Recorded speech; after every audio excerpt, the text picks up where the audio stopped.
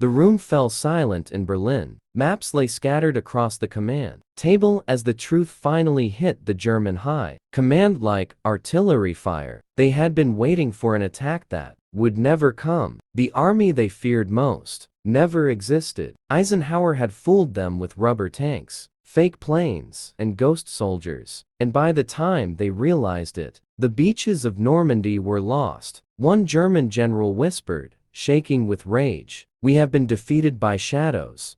This is the story of the day Germany discovered they had been outsmarted in the greatest military deception in history. The night was thick with fog over the English countryside, a quiet that felt wrong in a world swallowed by war. Outside the temporary command buildings, the wind carried the distant rumble of machinery trucks, generators, engines, but what most people didn't know was that much of that noise wasn't real. It was part of the most daring deception ever attempted in military history. And at the center of that quiet storm stood General Dwight D. Eisenhower, a man who carried the weight of the free world on his shoulders. His face was calm, but in his eyes burned the pressure of knowing that the next decision he made would change the destiny of millions. If he failed, the largest military invasion in human history could collapse before it began. If he succeeded, he would fool the entire German high command, including the feared and meticulous Field Marshal Erwin Rommel and Adolf Hitler himself. Eisenhower was about to risk everything, not on guns,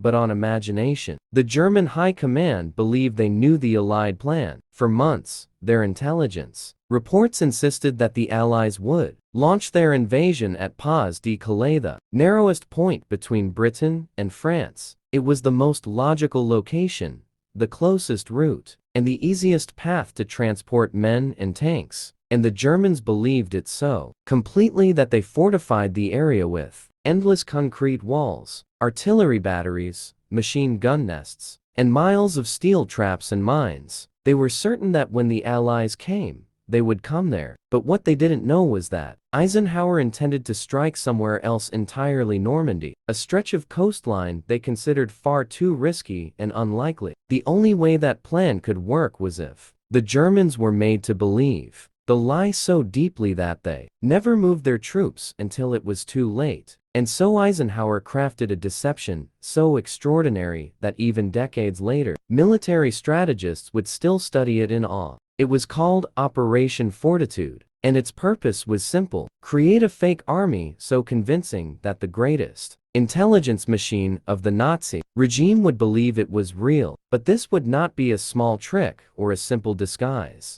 This would be a meticulous illusion, built with inflatable tanks that looked real from the air, wooden planes shaped and painted to appear functional, trucks made from canvas stretched over metal frames, and entire camps complete with tents, laundry lines, fake radio traffic, and the sound of constant movement. An entire army built from rubber, wood, and lies, but made to appear unstoppable. Eisenhower placed the fake First U.S. Army Group under the command of General George S. Patton, the one man the Germans respected and feared more than any other Allied general. To the German High Command, Patton was the Allied sword, the man of relentless aggression, the general who never waited and never hesitated. If Patton was involved, then surely the invasion target must be Calais. Eisenhower knew that German commanders were studying Patton's every move, and so he used that obsession like a rope, pulling their attention from the truth. Spy networks and double agents were carefully planted to deliver false information straight to Hitler's desk. The most influential of them was a Spanish double agent code-named Garbo, who had spent years gaining the trust of the Nazi leadership. He fabricated reports, invented troop movements, and sent detailed descriptions of preparations for an invasion that did not exist. The Germans trusted him completely. They believed every word he sent. His information was treated with the highest priority inside the German High Command. Hitler himself personally praised his intelligence accuracy, and his greatest deception was about to begin, convincing the German command that the real invasion force was gathering near Dover,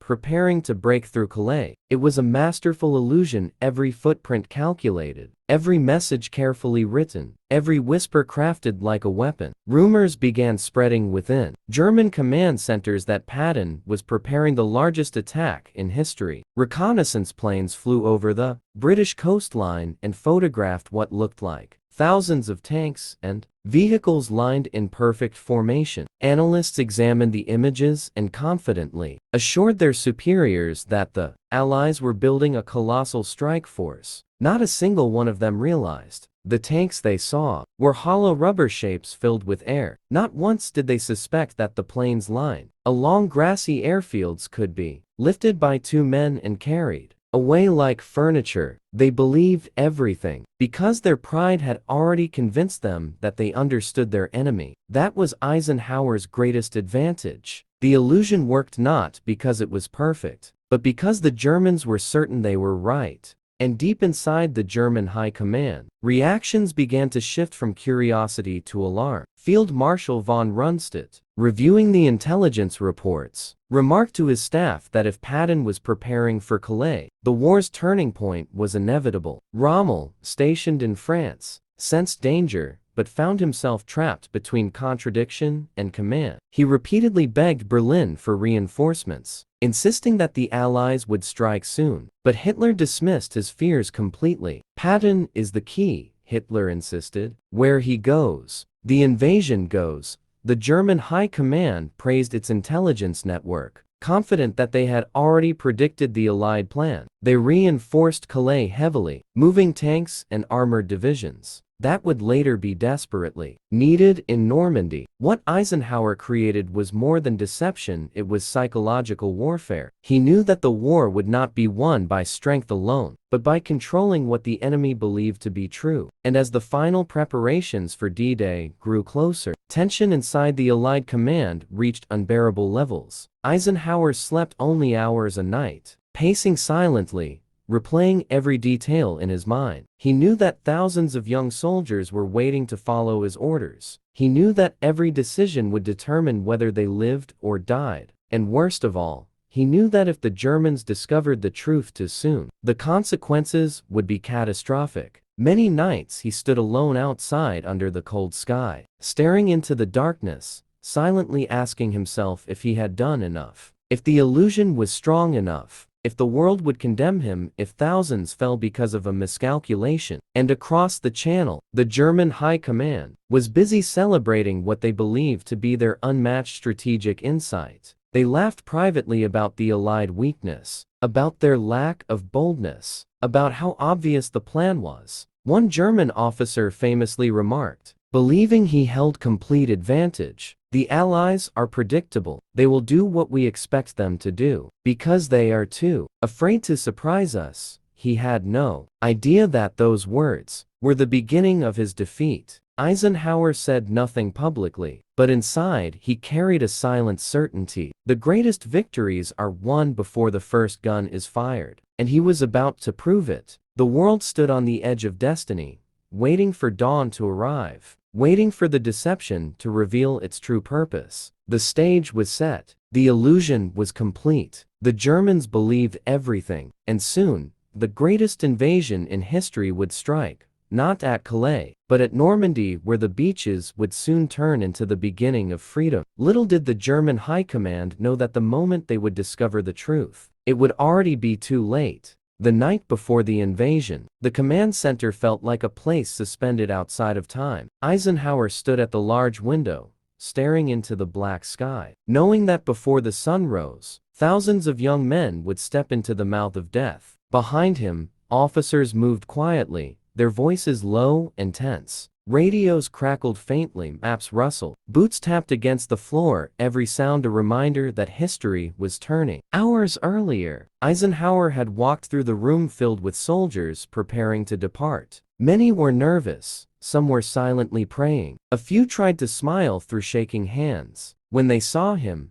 they stood straighter, because to them he was the anchor in the storm. He spoke softly, choosing his words like a father speaking to his sons, reminding them that their courage would rebuild a broken world. But when he turned away, no one saw the tears he fought to control, as he realized that thousands of those Young faces would never return home. Across the channel, the German High Command slept comfortably, believing the invasion was weeks away. Officers joked over wine and cigarettes about the foolishness of the Allies. Intelligence reports spread across their desks confirmed the same information. Again and again, Patton was preparing to strike at Calais. Their confidence had grown into arrogance, blinding them to the truth that was forming like thunderclouds in the distance. Even the Luftwaffe's reconnaissance division was proud. They had shown Hitler photographs proving that an enormous army stood near Dover, ready to launch. They believed the deception completely. And so, while the Allies trembled with fear, the Germans rested in certainty. It was the greatest irony of the war. One side terrified and praying, the other side relaxed and mocking its enemy. Neither knew how the next dawn would change everything. As the first quiet minutes of early morning arrived, the English coast came alive as engines roared to life and thousands of ships began to move. Across the water, it was a sight the world had never seen before, a floating city, stretching from horizon to horizon. Eisenhower stood watching from the command room, not as a general confident of victory, but as a man praying for a miracle. His hands were clasped tightly behind his back, knuckles white from the pressure, every muscle tense. Officers behind him whispered updates, coordinates, weather conditions, enemy radar activity. Every second felt like an hour. Every heartbeat carried the weight of lives. And in the moment, the radio crackled, with the words that signaled the beginning troops landing on the beaches of Normandy. Eisenhower closed his eyes, took a breath, and whispered a quiet prayer for the souls he was sending into hell. The first German radar operators noticed unusual patterns along the Normandy coastline, but they hesitated. Reports contradicted everything they had been told. They radioed command rooms nervously, unsure of what they were seeing. Confusion spread through communication channels, uncertainty spreading like wildfire. Officers rushed into rooms half-dressed, demanding explanations. One shouted angrily that it must be a diversion, trick, impossible to be real. Another insisted they contact Berlin immediately. In the chaos, someone cried out that Rommel was not even present. He had gone home to celebrate his wife's birthday, confident that no attack was coming. Messages flew like sparks from a burning fire, but disbelief paralyzed the decision-makers. They looked again and again at the maps, trying to make what they saw match what they believed. And that was the moment deception became victory. Even faced with the truth, they still chose the lie. As the beaches erupted in thunder and smoke, the German High Command scrambled, shouting over each other, trying to understand how they could have been so blind. Reports poured in describing ships stretching endlessly across the water, paratroopers falling from the sky like shadows, and gunfire shaking the shores. Some officers demanded immediate reinforcements, but others refused, insisting that this was only a distraction, that the real attack at Calais was still coming. The room filled with screaming voices, arguing furiously, panic rising like flames climbing a wooden wall. One officer threw his cap to the floor and shouted that they had been deceived, that Patton had fooled them all. Another insisted that double-agent intelligence must have been falsified. Every second wasted in argument was another second the Allies climbed the cliffs, broke the defenses, and took ground that the Germans would never reclaim. Hitler was awakened in a rage. His voice echoed in furious disbelief as he shouted at his commanders, demanding answers they did not have. He refused to move the armored reserve divisions, believing with fanatical stubbornness that the Normandy attack was a feint, that Patton would strike Calais any minute. His refusal sealed the fate of the German defense. Those tanks would sit untouched while American, British, and Canadian soldiers bled across the beaches, gaining ground inch by inch, step by step, life by life. In frustration, one German general whispered under his breath words that history would later record only through rumor. "If this is a trick, then we have been outplayed by a ghost." Another slammed his fist on the table and shouted that Eisenhower had humiliated them, that they looked like fools, that their certainty had become their destruction. Meanwhile, as bunker doors slammed and boots rent through halls thick with panic, Allied soldiers stormed through bullet storms and seas turned red. Many never reached the shore. Many fell before they could fire a shot. But as the smoke settled and flags rose, Germany's greatest nightmare came true. The deception had worked. The fake army had bought the time the Allies needed. The illusion had been powerful, enough to break the strongest war machine the world had ever seen. And now the German high command faced the burning truth they had been outsmarted not by force, but by strategy, creativity, and a mind willing to fight a war with imagination. In those early hours, as reports arrived showing the collapse of the German defense at Normandy, one German general looked around the command room with hollow eyes and said in a voice shaking with disbelief, "We have been defeated before the battle even began." Another added with painful anger, "Eisenhower has turned our confidence into our prison." And, as radios crackled with reports of Allied advances, darkness settled over the German high command like a shroud. The German officers understood then what they had refused to believe. They had been fooled by a phantom, and now the war was turning against them forever. But the greatest shock was still to come. When the German high command finally realized what had truly happened on the shores of Normandy, the reaction was nothing short of despair. Inside the heavily fortified walls of the WWII headquarters in Berlin, officers stood around a large strategy table, maps scattered, reports flying in, and faces pale with disbelief. For weeks, they had sworn that Patton and his massive army were waiting at Calais. For weeks, they refused to move their armored divisions. And now, the truth hit them like a thunderstorm. They had been completely and brilliantly deceived. The incredible fake army, the inflatable tanks, the wooden artillery, the fake radio signals, the staged troop movements had been enough to convince one of the deadliest military machines in history that the invasion would come elsewhere. Eisenhower had done the impossible, and as the reports poured into Berlin, silence fell over the room. It was the silence of humiliation. Some officers tried to speak, their voices broken with shock and fury. Field Marshal Wilhelm Keitel trembled with anger as he slammed his fist against the edge of the table, demanding to know how such an elaborate illusion had escaped their intelligence divisions. His words, trembling with shame, echoed through the room. "We have been made fools. The Americans have humiliated us with shadows and air." Others stared down at the maps, unable to lift their eyes, knowing what this meant. Divisions that should have defended Normandy were sitting uselessly miles away. Soldiers who could have stopped the Allied landing were waiting for an attack that would never come. The realization cut deeper than any battlefield wound.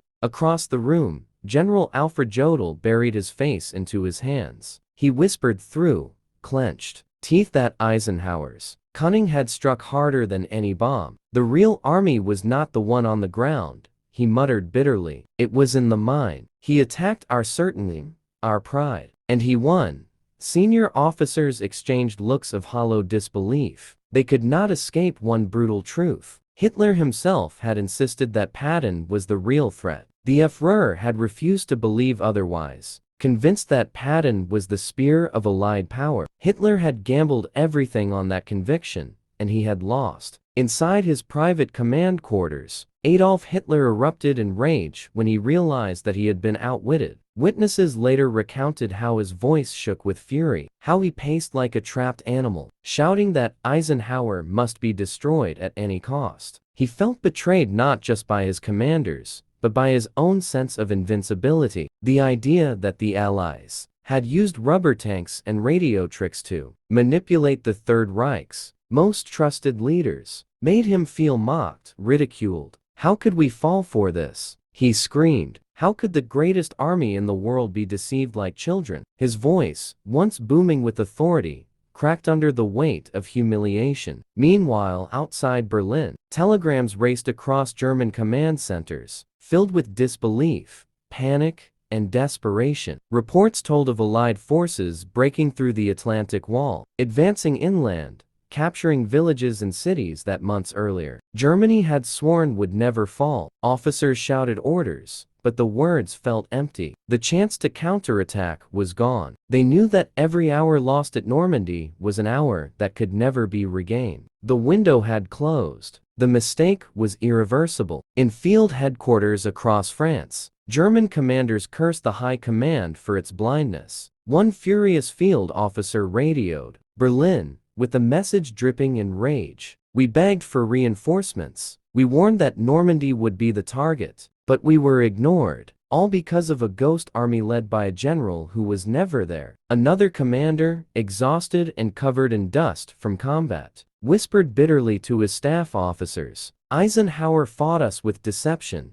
not force. And that is the mark of a superior mind." Hours later, when German intelligence finally confirmed the truth through aerial reconnaissance, seeing empty fields where they expected massive armored divisions, the shock was overwhelming. The fake tanks were nothing but canvas stretched over wooden frames. The artillery pieces were hollow, fake shells. The aircraft, parked in neat rows, were nothing but painted frames. It was like discovering a battlefield made of toys. One general stared at the photographs and whispered, barely audible, "We have been fighting ghosts. They defeated us with illusions." Another officer, holding the report and shaking hands, stared at it for long minutes before saying, "This is not war. This is genius." Across Europe, word spread quietly among German officers that Eisenhower had executed one of the greatest military deceptions in history. Even those who hated the Allies felt compelled to respect it. They spoke of it with the tone of disbelief, mixed with unwilling admiration. "No general alive could have commanded such a deception," some whispered. "This was more brilliant than any battlefield maneuver. He made us defeat ourselves." From that moment onward, fear spread in the German High Command, not fear of American weapons, but fear of American strategy. Eisenhower's name became synonymous with cunning,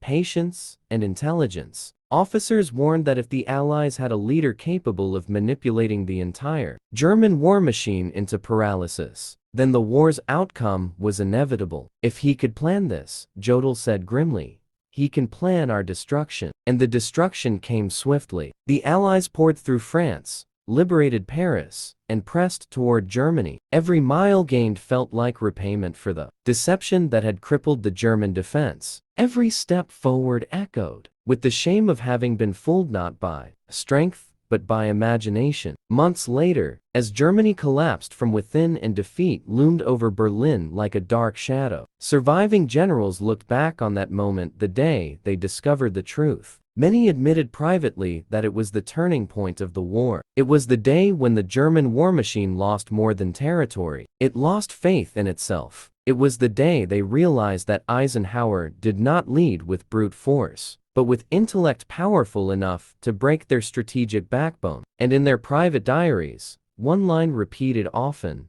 "He outhawed us." When the war finally ended, and the German High Command surrendered, several officers spoke openly, for the first time, about the humiliation they felt on that day. One of them confessed to Allied interrogators, "We were defeated long before Berlin fell. We were defeated the moment we discovered that we had been tricked by a fake army. That day, we knew we could not win." That is the emotional truth behind the deception known as Operation Fortitude, a victory not won with bullets, but with imagination. Eisenhower had proven that war is not only a test of strength, but a battle of minds. And in that battle, he left the German High Command stunned, humiliated, and transformed forever.